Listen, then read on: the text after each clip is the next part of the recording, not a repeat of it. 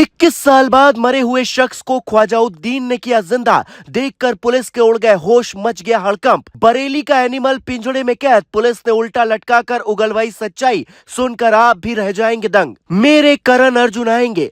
Hindi feature film का ये dialogue तो आपने खूब सुना होगा, लेकिन क्या ऐसा असल में संभव है? क्या कोई मरने के बाद फिर से जिंदा हो सकता है? आपके लिए शायद इसका जवाब नहीं होगा, लेकिन बरेली में जो हुआ वो सुनकर आपके पैरों तले जमीन खिसक जाएगी। आप भी सोचने पर मजबूर हो जाएंगे कि ऐसा कैसे हो सकता है। हुआ क्या है ये हम आपको बताएं उससे पहले हाल ही में आई फिल्म एनिमल का वो सीन याद कीजिए, जहां अनिल कपूर को दुश्मनों से बचाने के लिए उसका बेटा यानी कि रणबीर कपूर एक दूसरा अनिल कपूर खड़ा कर देता है। रील वाली इस कहानी को अब रियल वाले तड़के के साथ सुनिए। बरेली की इस कहानी का मुख्य किरदार है संतोष टंडन। संतोष की करोड़ों की जमीन इज्जत नगर थाना क्षेत्र में है, लेकिन संतोष बरेली से लखनऊ शिफ्ट हो गए, जहां 2003 में उनकी मौत हो गई। पर नैनीताल हाईवे पर मौजूद करोड़ों की जमीन खतौनी में उन्हीं के नाम पर चलती रही।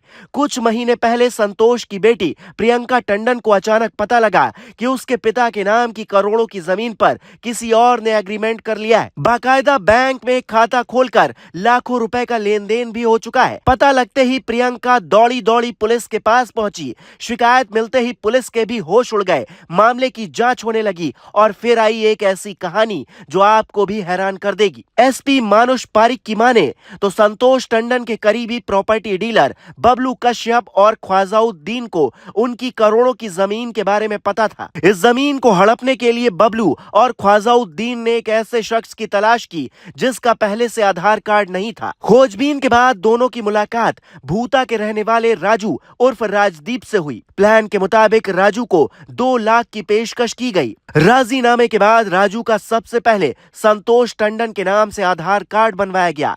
फिर बाकायदा 1 साल तक संतोष टंडन की हर एक गतिविधि की ट्रेनिंग राजू को दी गई, यहाँ तक कि उसको अंग्रेजी बोलना भी सिखाया गया। संतोष टंडन के बारे में हर एक चीज बारीकी से बताकर राजू को संतोष टंडन बना दिया गया और फिर पीलीभीत के रहने वाले एक राइस मिलर से 50 लाख रुपए लेकर जमीन का एग्रीमेंट करवा दिया गया। फिलहाल करोड़ों की जमीन का एग्रीमेंट करने वाले फर्जी संतोष टंडन उर्फ राजू, उसके साथी प्रॉपर्टी डीलर बबलू कश्यप और ख्वाजाउद्दीन को पुलिस ने गिरफ्तार कर लिया है। पुलिस पूछताछ में सभी ने अपना गुनाह भी कबूल लिया है और अब अदालत तय करेगी कि इन्हें कितनी और क्या सजा मिलनी चाहिए। वैसे तो फिल्में समाज का आईना होती हैं, लेकिन अक्सर फिल्मों में जो दिखाया जाता है उस रास्ते पर जराइम की दुनिया के लोग भी चल पड़ते हैं। डुप्लीकेट शख्स को बनाना, उसे फर्जीवाड़े में इस्तेमाल करना कोई आम घटना नहीं है। ये नए दौर की नई क्राइम कुंडली है, जहां हर किसी को सावधान रहने की जरूरत है।